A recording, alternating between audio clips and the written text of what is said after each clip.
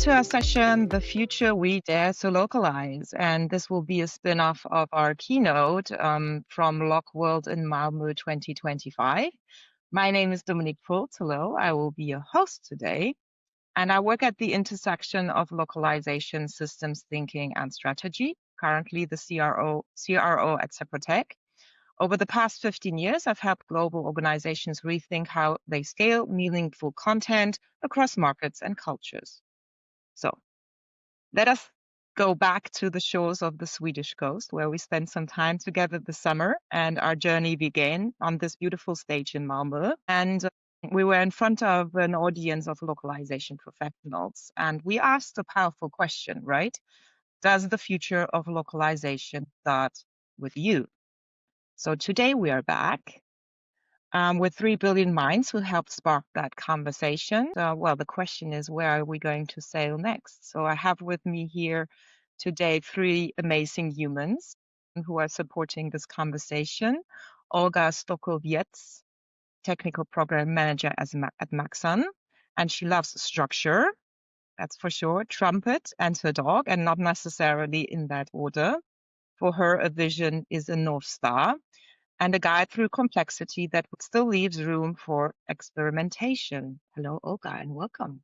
Hi, Dominique. Hi, everyone. Thanks for having me. And next up, we have Georg Ell, CEO at Phrase. He's a skipper at heart and a CEO by trade. And Georg sees visions as a visible horizon. You just need the right vessel and the right crew to reach them. Welcome, Georg. Great metaphor. Thank you. And last but not least, our powerhouse Kerstin Berns, founder and CEO at Berns Language Consulting. And just like me, she's a sci-fi fan and a corporate rebel. Kerstin left BMW 2 decades ago to build a company where vision is redefined every year with her team. For her, a true vision must have an emotional gravity. It should move people. So team, our session, welcome Kerstin, by the way. Thank you. Thank you very much. And so our session was really bold, guys, I think. And for me, this left like 3 clear takeaways that we had here. So one, we need localization workflows that are fit for purpose. We must learn to scale content without drowning in it. And we're running out of time to rethink talents and roles. So let us start this conversation maybe with that first takeaway. And Olga, you talked in your vision that you presented to the crowd in Malmö about your pop localization idea. And this is, at least for me, also closely tied to a fit for purpose mindset. So how do you see that approach gaining traction and relevance?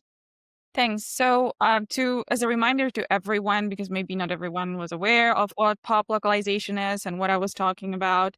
So I proposed this hypothesis that localization with the AI and all the technological advancements going on will evolve in a sort of normal distribution way. We know the normal distribution curve where this is the majority and like two ends of it.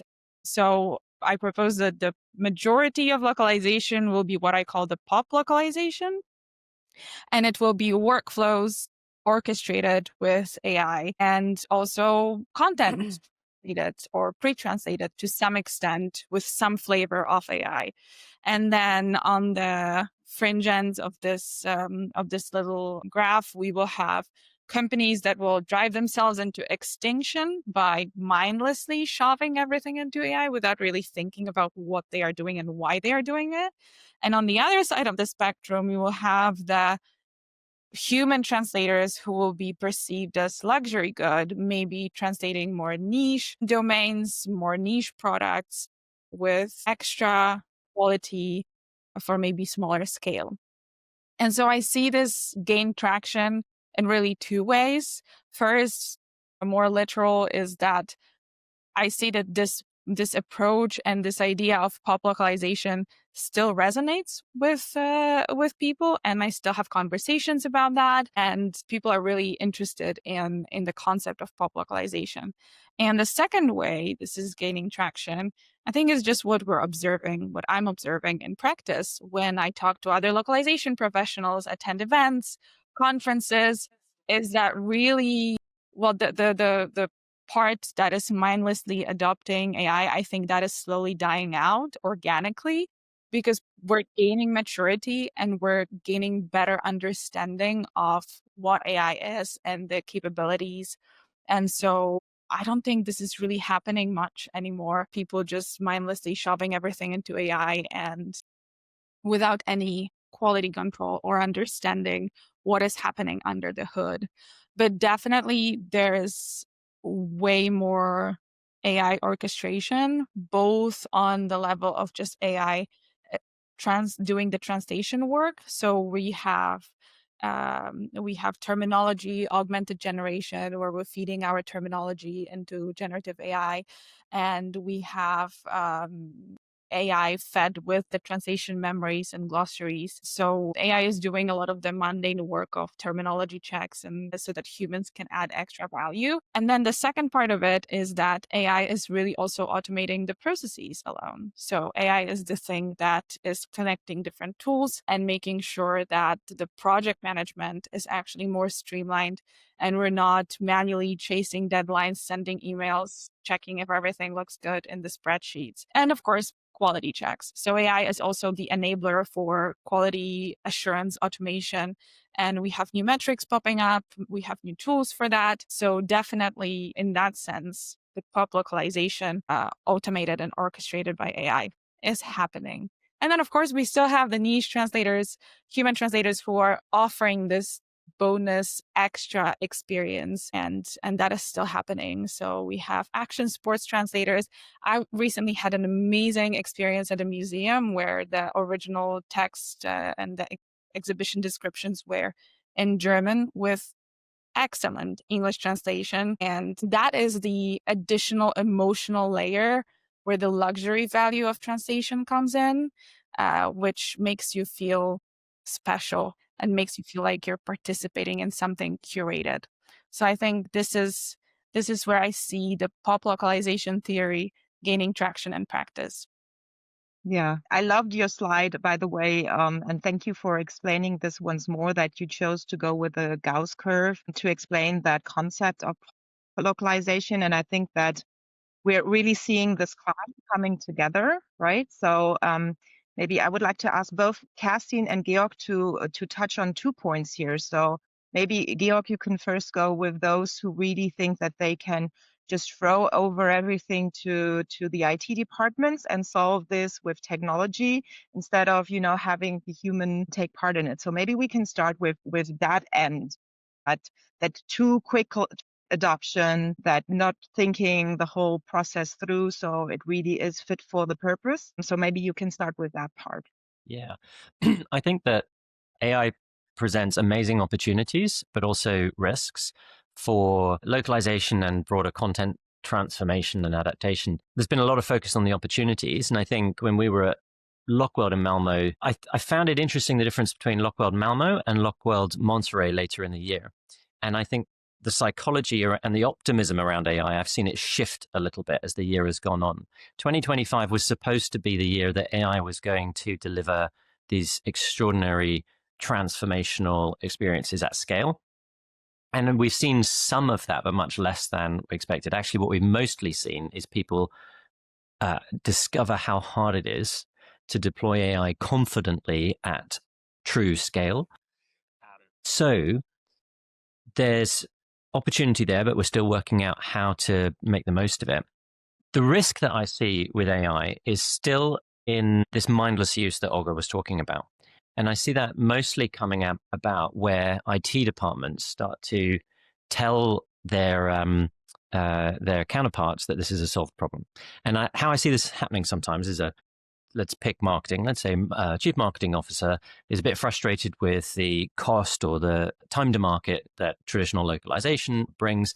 And then what they do is they turn to IT and they say, can't you help me do this cheaper and faster? And they say, sure, we've got this. It's just an API call. And then they sort of plug it together and they run a demo. And the demo looks initially appealing. At a small scale, it looks like, wow, that's really impressive. And then, that takes on a life of its own. And you start to see, IT departments saying, will now take over. We don't need a localization team anymore. We don't need services. We don't need software. This is an API call. We've got this. Now, I'm painting a kind of extreme picture, but I have seen in some companies localization teams and services and software be taken out entirely with redundancies, unfortunately, because of this kind of DIY mindset. And so I think there's a risk to the companies because, to Olga's point, when you do just mindlessly throw things into AI, it might work at a demo scale, but it does not work at enterprise scale and things start to break. And I do think we'll see companies go through a learning cycle with this, and hopefully others will learn from the mistakes of the early trialists of this approach. And there's the risk, I think, is in trust in brands. And that is incredibly important. Now, I was talking to a travel booking company, for example, the other day, and they see their business as being potentially very disrupted over the next year by ChatGPT, because it's going to start to, and already does in the US, allow you to procure things through that interface, right? So their concern is, if you can just go to ChatGPT and say, help me plan a trip, and you can book flights, you can book a hotel, you can book your experiences all through that interface, well, then they become bypassed. That's the concern. And of course, the solution to that is that they need to provide amazing experiences, because I'll use myself as an example. When I book travel, I might go, or when I want to, I'm a big barbecue fan. When I'm looking at like buying a new barbecue or a new gadget, right? Another passion of mine. You go to ChatGPT, what are the best solutions in this space? And it'll give you 3 or 4 suggestions. But then I use that as a jumping off point and I go to where the content really sits. I want to go to YouTube. I want to go to TripAdvisor. I want to go to Booking.com. I want to go to, places where other users and expert reviewers and professionals have all brought the video experience. They've written a long form, blog about it. They've brought that whole thing to life, because I trust that. I don't yet trust ChatGPT to just tell me and I blindly follow. I don't trust. So you need to maintain trust. And this is to Olga's point around emotional experiences, right? We need visuals. We need language that speaks to us. It needs to connect emotionally.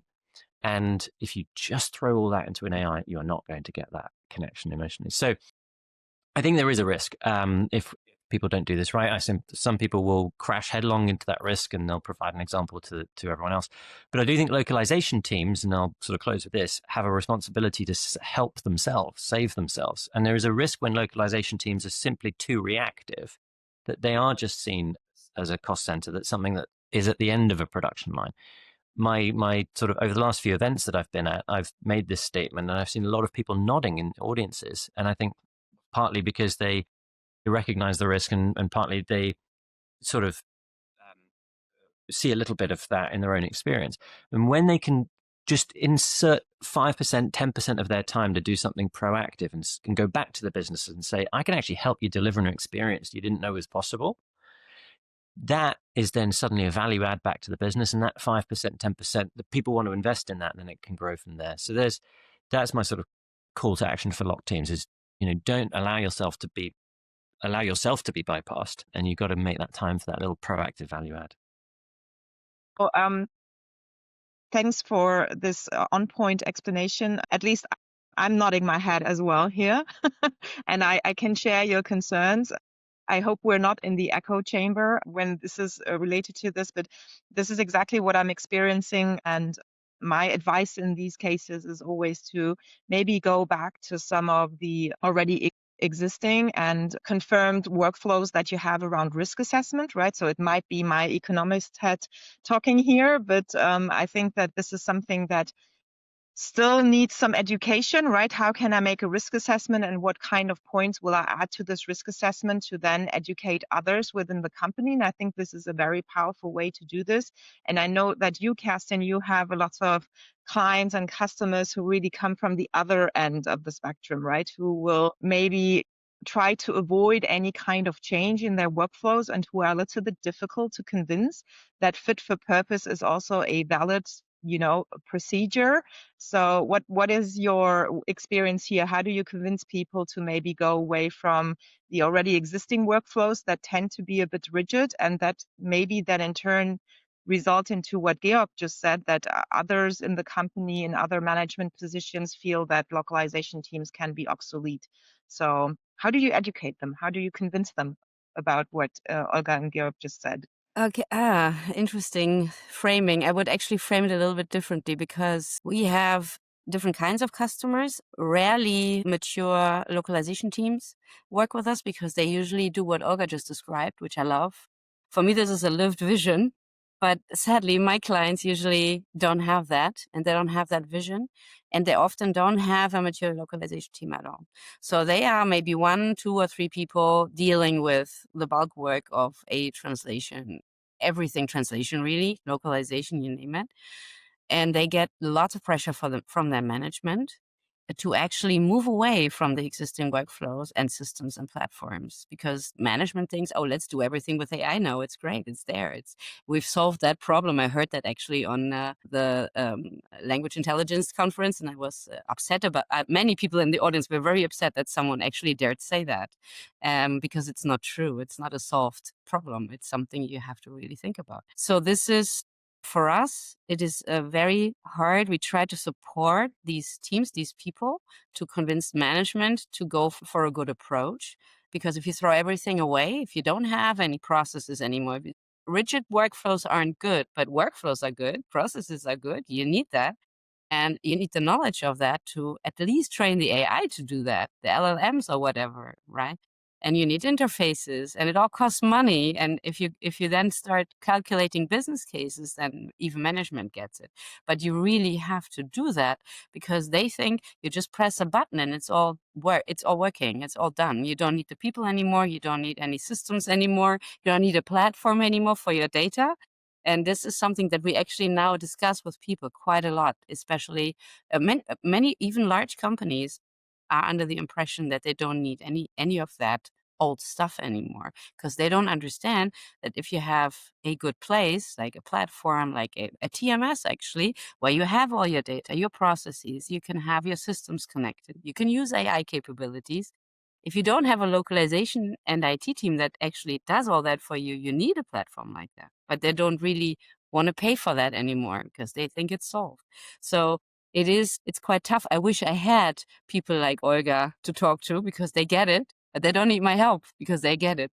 So yeah, maybe that's what I would like to add here to this discussion, because you guys already said so many true things. I don't really want to add that much more to this. I think one of the things I'm hearing a lot of people talk about now at our events is, and I mean our industry's events, is how localization stops using the words translation and localization because it has a connotation that isn't necessarily completely helpful. So people are describing themselves as like global growth or product growth or cultural adaptation, right? In different ways. And what they're saying is, I want to be in the room with the sales team when they're planning their new Japanese campaign to make it as successful as possible. And that is a totally different, and then they're invited in. Whereas if they come and they say, you know, we need to improve the linguistic measures, then they're seen as not relevant for that meeting. So it's how we change the language we use to make the work that we do like very relevant to the business objectives. That seems to be a big topic. And I think it could be about addressing job titles and just really trying to develop a muscle where we don't say translation, we don't say localization, which is quite hard, but it goes back to, we want to help you build the trust in this campaign so that customers convert. Yeah. And if I can add one more thing to that, like, sure, we need to talk the language of business. We already know that we need to speak the language of impact. And as Georg said, talk more about how we are elevating experiences, how we're elevating brand image. But I think one thing that also helped me when getting executive buy-in, when talking to the non-localization stakeholders, is also putting on a product manager hat. And product managers are talking to customers, they are asking questions, they are doing research. And even if you're not called product manager, that mindset is still incredibly helpful.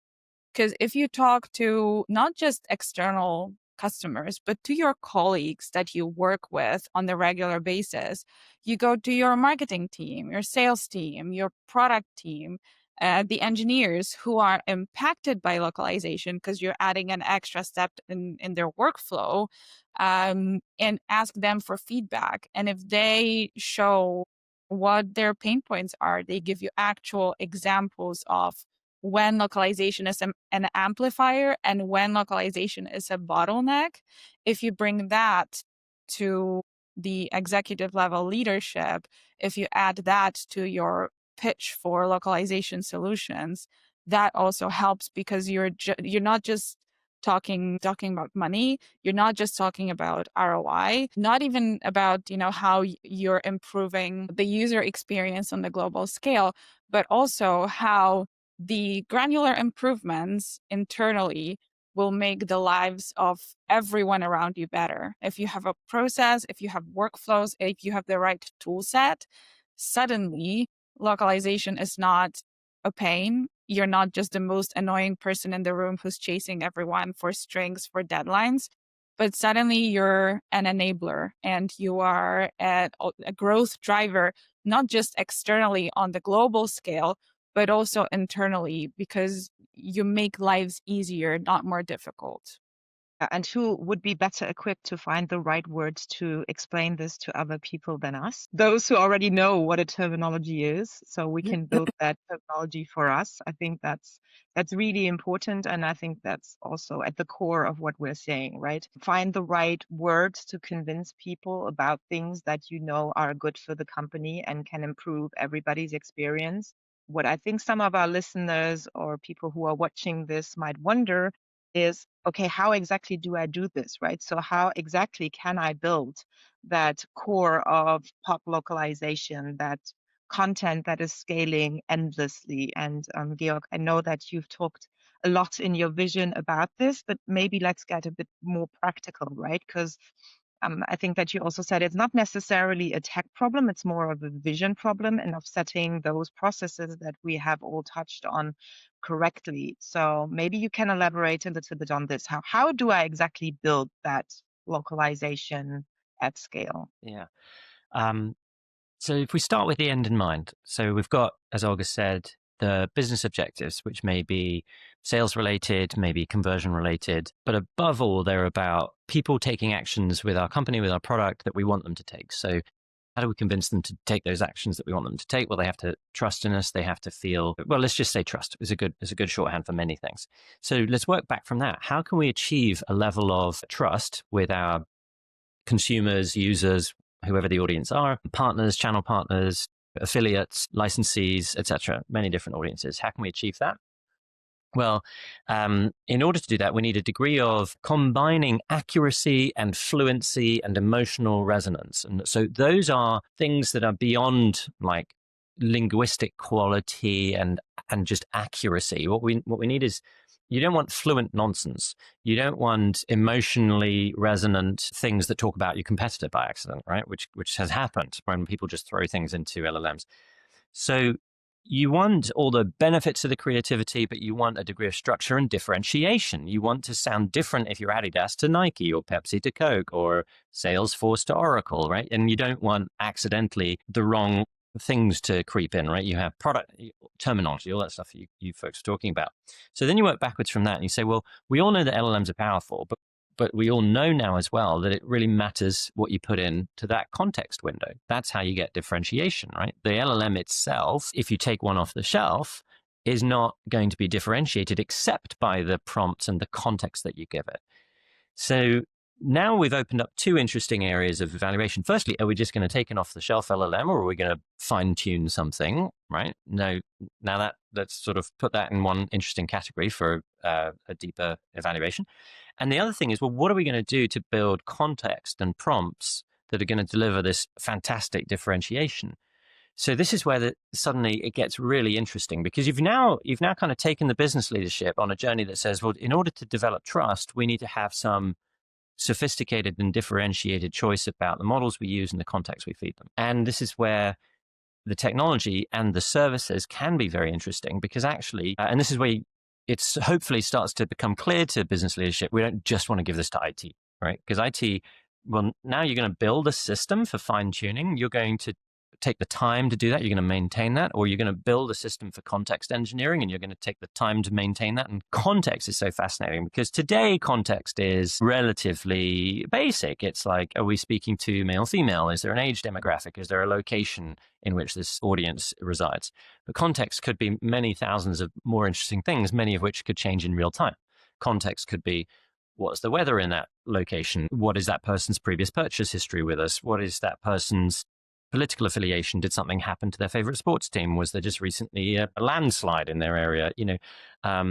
Are they accessing us from a place that is different from the place that they usually access us from, right? They're away from home. What's the seasonality, right? There's so many different layers, and many of those could be real time. So suddenly this whole area of context, or people use different words for it, like knowledge graphs, these things, these data lakes, these things are going to evolve to become really interesting areas from which ultimately a lot of the end value is created. So hopefully then it starts to become clear to everybody that you don't just want to give this to IT, because if you do, A, they haven't got the skills, and B, they're essentially reinventing the wheel on many things, and that's a total waste of time and money.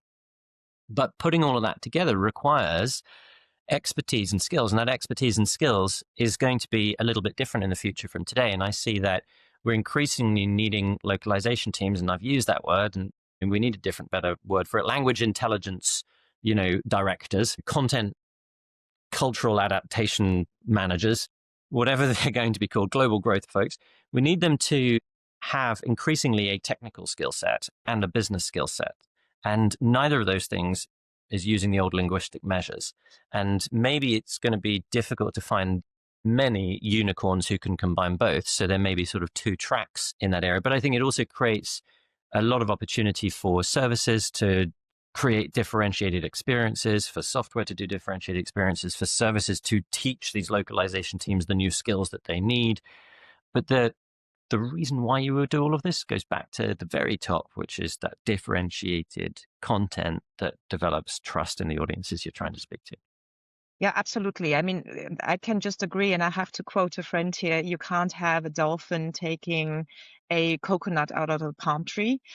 So exactly what you're saying, right? You have to have a good combination of different skills. And I was wondering, and that's maybe a question to Kerstin, because I recently heard in a presentation that approximately 95 of current AI activities within companies are failing. That these were numbers related to the German economy, though, so I'm not sure if this is something that we can globally also say that it's 95%, but it's definitely a high amount of projects that are failing, mainly due to that fact that Georg just described, that you're having dolphins taking coconut out of palm trees. So, Kerstin, what do you think? How many more of these projects will we see fail? Did you see some fail? And do you have like maybe 2 or 3 tips of, except what Georg just said, okay, don't let IT do the whole thing. But maybe on top of that, like other tips for our listeners today, what to avoid so that their project is not one of the 95%. Yes, I want to say too many are failing. I was also participating in failing projects of this kind, which I think is a good thing, but you have to fail fast, right? You have to test a lot of things. And I mean, I'm now talking not about what probably Georg and team does, because they're really trying to fit these things into their system, into their ecosystem, so they really work. So for them, of course, it's a different thing. It's a real business decision and very, very high up there, visionary. For my customers and also larger companies, also in the regulatory space, they are very interested in learning. And so I do think if we take a little step back, because we're already right in there in the future, which I love, but if you just look at today, people are still trying a lot. Trial and error is still around. And I urge them to do this, but do it with a goal, right? Not have your expectations managed and manage them with your managers, what you're doing and why you're doing it.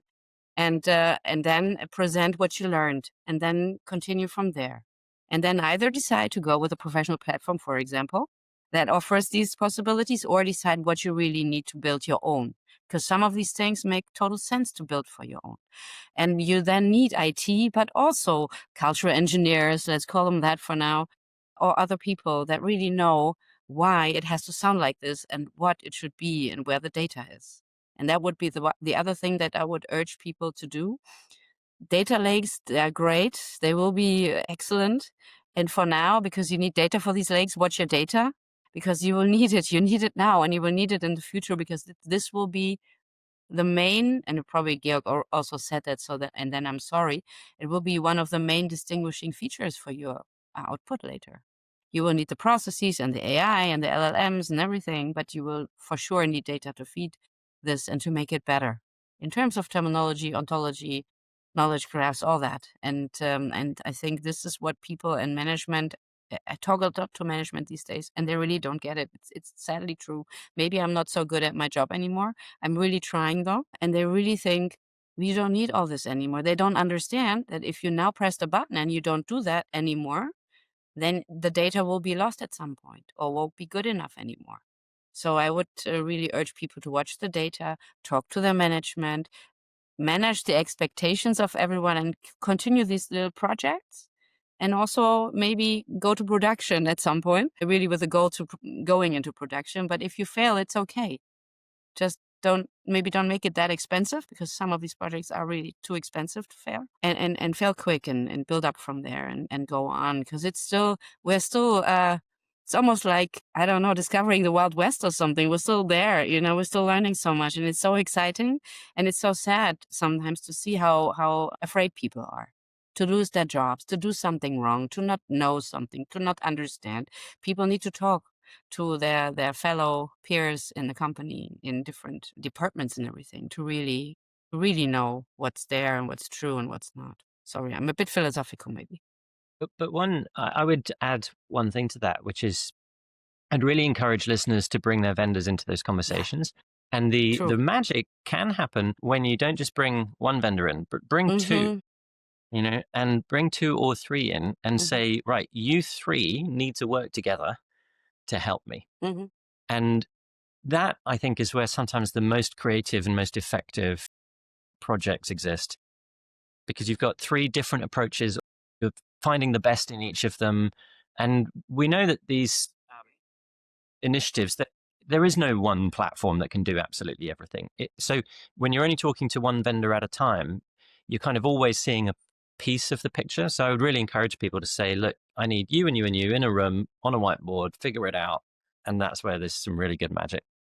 Okay, so let me maybe condense what Kerstin just said into 2 key factors, and also what Georg said, and then maybe move to Olga, because I would really like to know her opinion on this. So my takeaway is that in terms of talent, we do have people who have these skills, and we have to find them, and we also have to motivate them, right? So Kerstin was touching on the point of fear, for example, which is driving a lot of people away from these kind of jobs, right?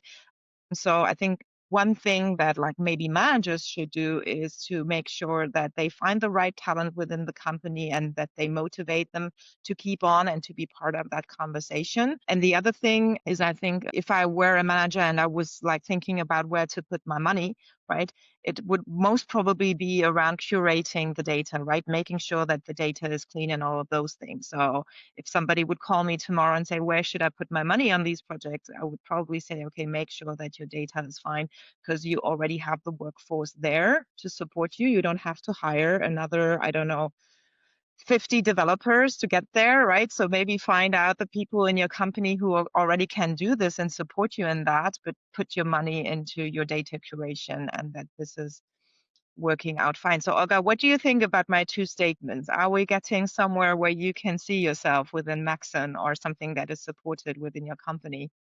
Yeah, these are great statements, not just yours, but everything that Georg said and that Kerstin said. I think there were a lot of good points touched upon. And I also was taking notes on the side so that I don't forget what was particularly interesting. I agree with the data part and the data curation part, because AI is not a magic trick generator. It's not a wizard.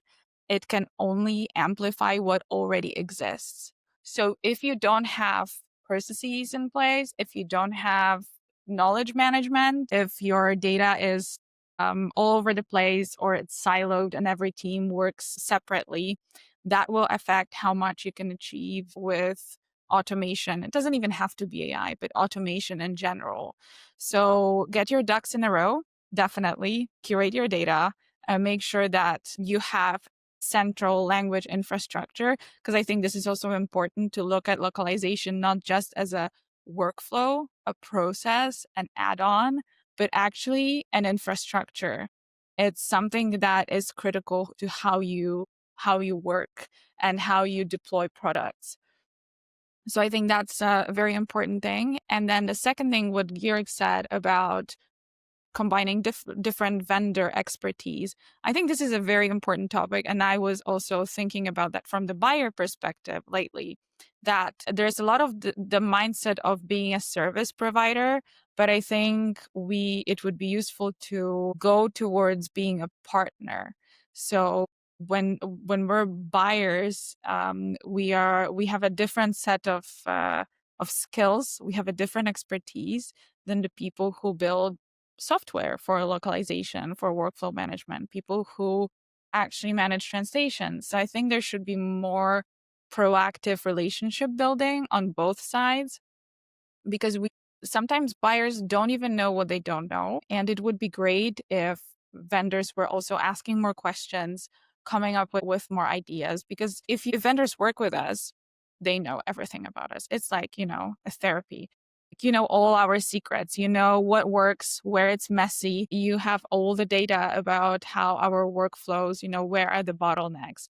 And you have a helicopter view because, the vendors have helicopter view because we're marinating in our own processes and we don't see everything, versus vendors have a huge landscape of all their clients and they see what's working, what's not working.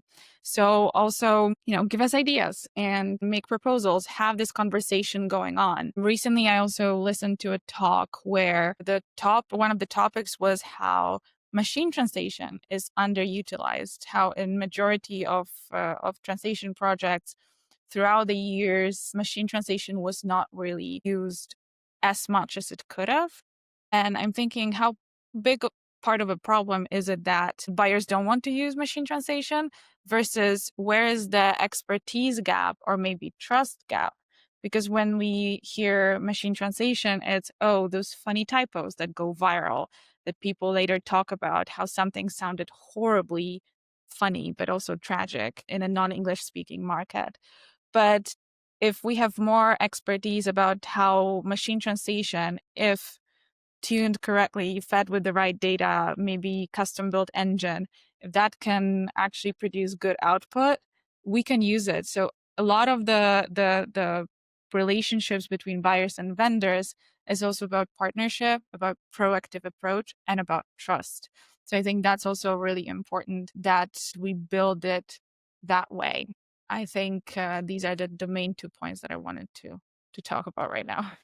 Amazing. We're coming full circle, to be honest, because we're saying, okay, let's get everybody together, what the 4 of us are actually doing today, right? So we're already putting that vision into a reality of having these conversations on a honest and equal level, which I can mirror this. I had my best experiences in my work when we partnered up with TMS providers, software providers, our customers, and where what you just said, Olga, the buying side already sees this as a partnership, and honestly, then you also deliver the best work in what you're doing when you see that this is an honest and open discussion. And maybe because I'm aware of time, right? I would like to do one last little exercise with you, because we were talking about those titles, right? That communication, those terms that we are using to describe ourselves. So I hope you are so spontaneous. I know that Georg already pitched some, and Olga as well. But maybe let's try this again, right? So let's try to find those terms that could be used for the title so that we give some inspiration out that is practical. So I don't know, maybe because Georg, you already had to, maybe you want to repeat those, or maybe you're coming up with a new idea. And then I'll go Olga and Kerstin, just so that you know, guys, how much time you have to think. So I don't know if you want to scribble it down in our little exercise, but maybe you go, shoot. I think it's a really interesting question that we should all be asking at conferences and try and get the industry's juices going. So I would say it's best to try and avoid the terms localization, translation. I think if we talk about things like global content experience or global growth, and maybe global content strategy, those would probably be interesting areas. Now, some people might want to put an AI component in there. So it might be AI content strategy, something like that. Global content automation, to Olga's point. AI is just one axis of automation. Anyway, those are some of my offerings. Perfect. Olga, what are your suggestions for titles? So there are so many suggestions that I'm thinking about. And I think that, so I will come from the challenge perspective first. So I think it's really easy for businesses to trivialize anything that sounds non-technical and to trivialize anything that sounds like humanities. So if we say localization, if we say language, even if we say content, it sometimes doesn't convey the actual impact that our work has, and it doesn't convey the complexity that our work entails. So something that communicates the value, communicates the impact, global growth, international experience, global user experience. Because I think ultimately companies that build products, what they care most is about the end user and how the value that it brings to the end users. So I would go that direction: growth, experience, user experience, whether that's global, international. Maybe this is the direction we could go into. So Kerstin, you boarded the DeLorean, so actually you already know what those titles will be in the future, right? So maybe you can give us what you've already seen, actually. Yes, I on and deboarded the DeLorean. That's true, and I like your suggestions a lot. I think we do need to still have a think about that. Maybe we can come back again in a couple of, I don't know, months and have a think on if we found a better word. Maybe have a little brainstorm. Maybe people out there can put some ideas in the comments to this video. Would love that, because I think many people have many good ideas. I still stick with my cultural or civilization engineer. I think the engineer gives you a certain impact, because I do feel that people still think that engineers are something that we need. I will probably omit the AI, because I still hope, I'm still optimistic that humanities and things that humans can do very well, like understanding cultures and transforming even language and data the way that it's really needed out there. It's for people to connect to it, because it also has an emotional pull. Data and information about products needs to speak to people.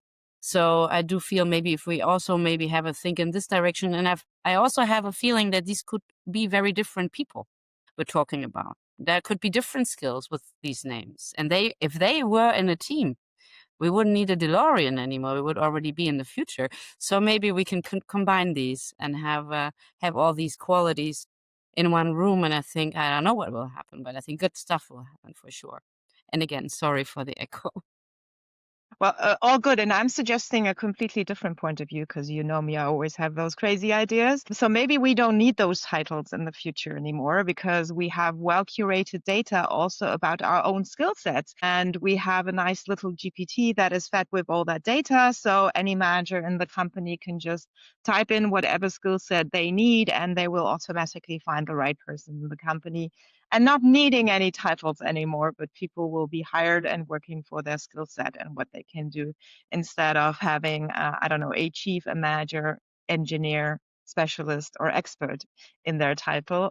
We will be what we are for what we are. So maybe that's my little extra take on this. So, well, we're already near the end of our session today. So thanks a lot for sharing your ideas, coming back together, and maybe giving people some sparks, some impulses to develop their own visions and be part of that conversation. I'm sure that all four of us are very happy to have those conversations, not only among us, but also with other people in the industry. So I would like to emphasize what Kerstin just said. Please be in touch. Make sure that, you let us know what you think about this. And our visions and ideas can only come to life through all the other people we've talked to in Blockworld Malmö and all the other events we've been to this year. It was very invigorating. So we are also, trying to motivate you to keep this conversation going, depending, of course, on the possibilities that you have. But if you cannot travel, there's also so many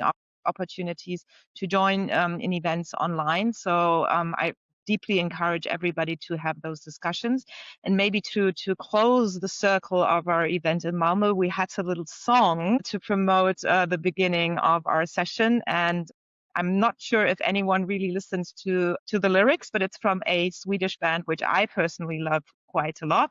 They are called the Helicopters, and I'm going to end that session with some words that can be related to what we just discussed today and should give you motivation to carry on. So you'll land it. You've got the supplies if they demand it. You've got the looks, you've got the glamour, cut by the chisel and beat by the hammer.